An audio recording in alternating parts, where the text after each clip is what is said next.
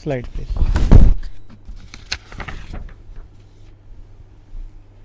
One more example of this type. Does the sequence whose nth term is n plus 1 upon n minus 1 raised to n converge? So we have to check the convergence of this sequence, and also we have to find limit n tends to infinity. So the term is an is equal to n plus 1 upon n minus 1 raised to n. Let us see, here we can see that it is of the type 1 raised to infinity. By giving simplification, definitely we can check that it is indeterminate form. So let us take natural logarithm both sides. So limit n tends to infinity log an is equal to log n plus 1 upon n minus 1 upon 1 by n. Also we must write limit n tends to infinity here. So now give some simplification. We can see this is 1 minus 2 upon n minus 1, or 1 plus 2 upon n minus 1 upon 1 by n. So now this is of the form 0 by 0. So apply the L'Hopital rule. Derivative of log function is 1 upon 1 plus 2 upon n minus 1 into minus 2 upon n minus 1 whole square upon minus 1 upon n square.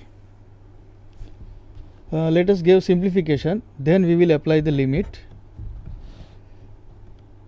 Limit n tends to infinity. We can see that 1 n minus 1 is cancelled with this. So minus 2 n minus 1 plus 2, so it is n plus 1. Here it is 1 upon n minus 1 is remaining upon minus 1 upon n square. Let us give more simplification.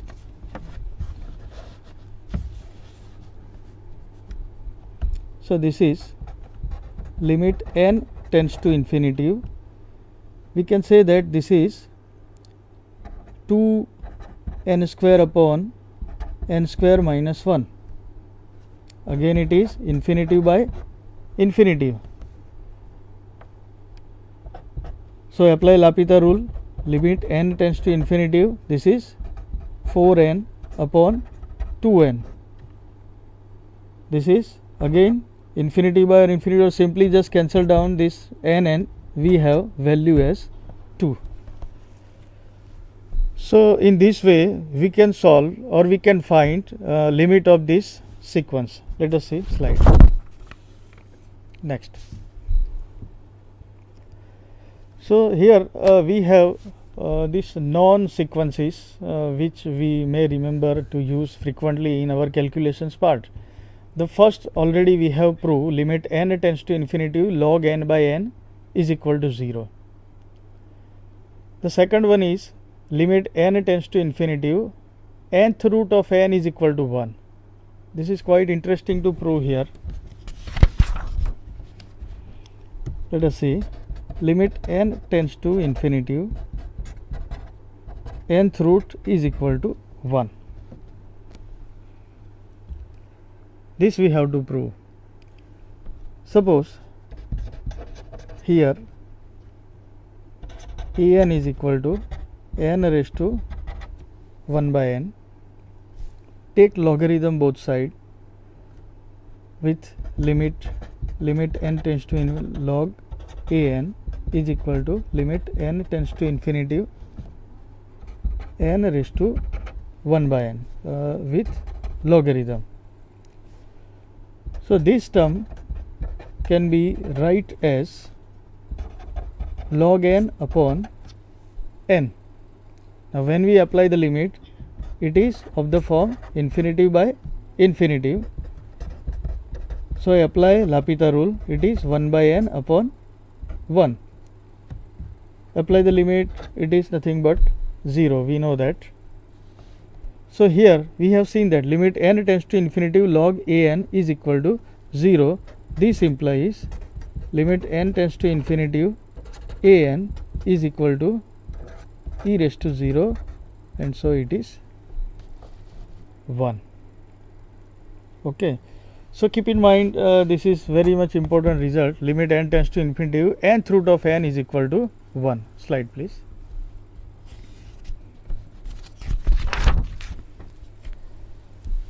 The third one is limit n tends to infinity x raised to 1 by n is equal to 1, where x is greater than 0. Here x is some fixed number. So when you apply the limit, let us see here, limit n tends to infinity x raised to 1 by n. Here x is some fixed positive number. So when you apply the limit, it is just like x raised to 0, and therefore it is 1, because x is some fixed number, and we can say that the limit of this is 1. Slide please. The fourth one, limit n tends to infinity x raised to n is equal to 0, where modulus x is less than 1. This result, let us see, limit n tends to infinity x raised to n is equal to 0 when mod x is less than 1. Here it is very much interesting to prove this result. Suppose let us start with the definition terms. Let epsilon greater than 0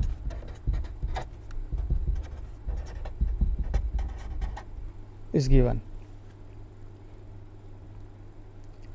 So for this epsilon, we must show some n greater than 0 such that for all n greater than n implies modulus of x raised to n less than epsilon. So here this we have to show. Okay. Now we can see that modulus of x raised to n less than epsilon, and let us see one more thing.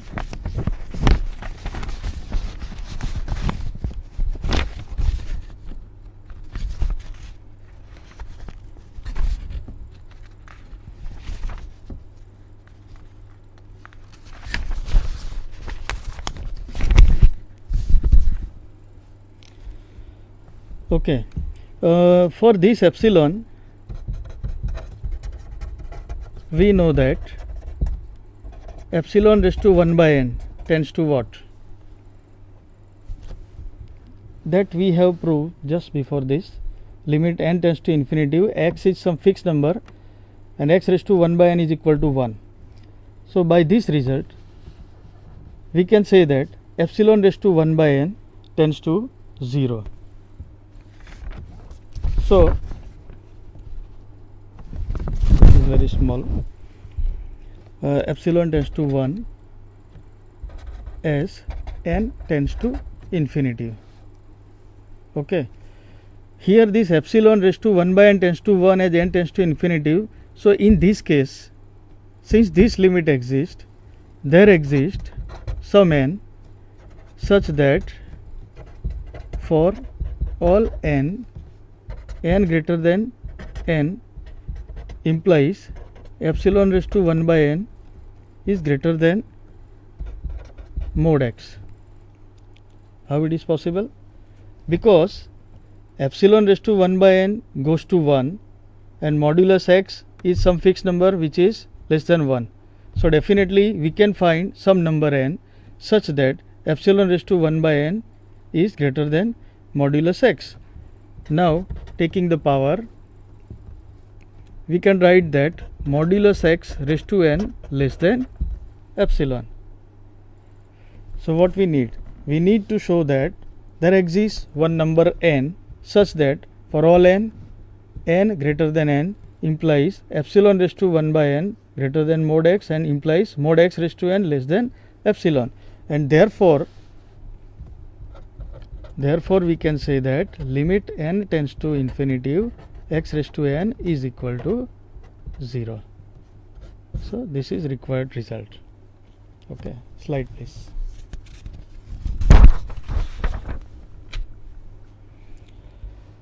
So here we have seen up to fourth result. The fifth is limit n tends to infinity 1 plus x by n raised to n is equal to e raised to x. This result is also can be proved by taking natural logarithm both sides, and easily we can prove this result. Let us concentrate on sixth one. Limit n tends to infinity x raised to n upon n factorial is 0. Let us prove this. Tabletop please.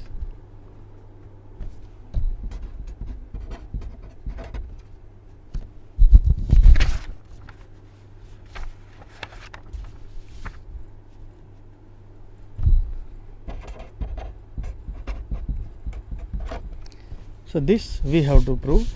Limit n tends to infinity x raised to n upon n factorial is equal to 0. Here we can see that minus mod x raised to n upon n factorial less or equal to x raised to n upon n factorial less or equal to mod x raised to n upon n factorial. Because here x is any given number, it may be positive, it may be negative, so this inequality is always true. So here it is sufficient to show that limit n tends to infinity modulus of x raised to n upon n factorial is equal to 0. If we can show this result, then by Sandwich theorem the required result is already can be established. So here we will choose an integer m such that m is greater than modulus x. So this is always possible because x is some given number, and for this given number definitely we can choose one integer m with the condition that m is greater than mod x. This implies we can say that mod x upon m is less than 1. Now this is the real number mod x upon m which is less than 1.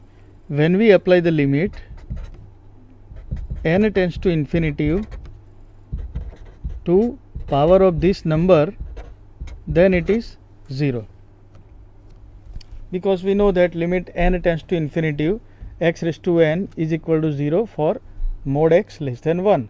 So the same thing here also, mod x upon m is positive number which is less than 1, so limit of nth power of this term is 0. So by considering this, let us proceed further.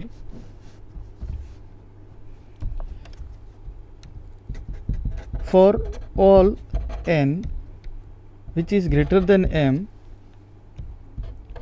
mod x raised to n upon n factorial.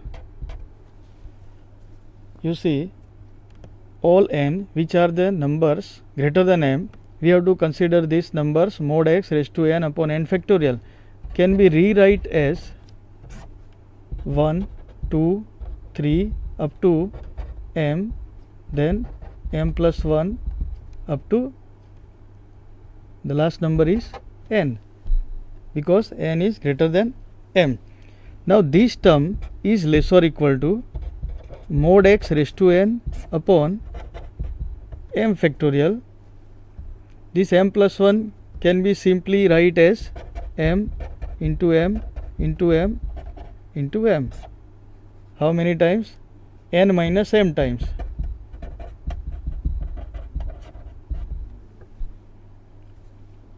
So what we can do that? So this is equal to mod x raised to n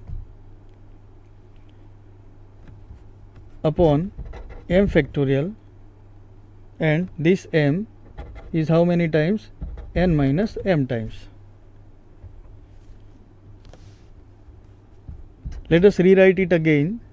This is mod x upon m raised to n, or m raised to m upon m factorial. So this is constant number, m is fixed constant number.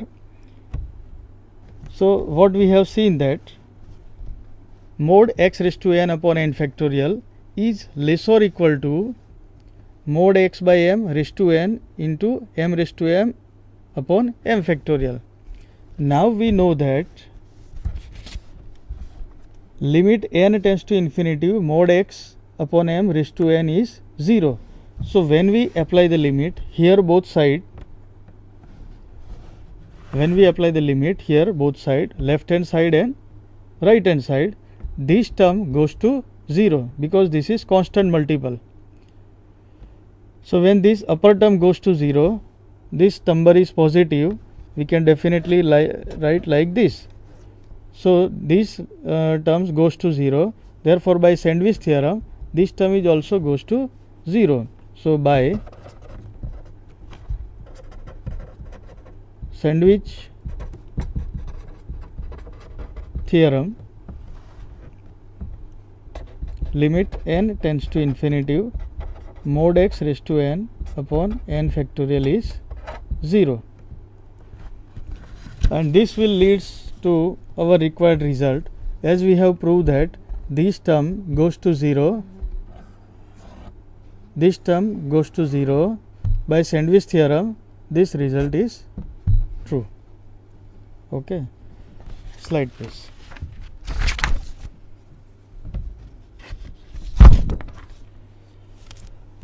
Here the next definition is non-decreasing sequence.